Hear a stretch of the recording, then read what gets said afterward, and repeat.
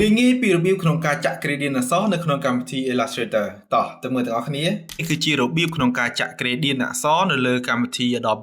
Illustrator អញ្ចឹងដើម្បីចាក់ gradient បានតើត្រូវធ្វើយ៉ាងណាកន្លងមកបងប្អូនដើម្បីចាក់ gradient អក្សរបងប្អូនចុចកន្លែងនេះទៅបាទចុចកន្លែងនេះហើយយើងចុចនៅលើពណ៌ gradient អញ្ចឹងវាលោតពណ៌ខ្មៅអញ្ចឹងដើម្បីចាក់ពណ៌ gradient បានតើត្រូវធ្វើយ៉ាងម៉េចឥឡូវនេះខ្ញុំនឹងប្រាប់បងប្អូនអំពីរបៀបក្នុងការចាក់ gradient ទៅលើអក្សរនៅក្នុងកម្មវិធី Adobe Illustrator មានទី1បងប្អូនចូលទៅកាន់ Windows បន្ទាប់មកបងប្អូនទៅរកមើលពាក្យ Appearance ចុចលើនឹងមួយបន្ទាប់មកបងប្អូននឹងឃើញផ្ទាំងបែបនេះបន្ទាប់មកបងប្អូនចុចលើពាក្យនេះមួយបាទ Add New Field បាទគឺឃើញបែបនេះបន្ទាប់មកទៀតបងប្អូនចូលមកកាន់កន្លែងនេះចុចលើនេះមួយបន្ទាប់មក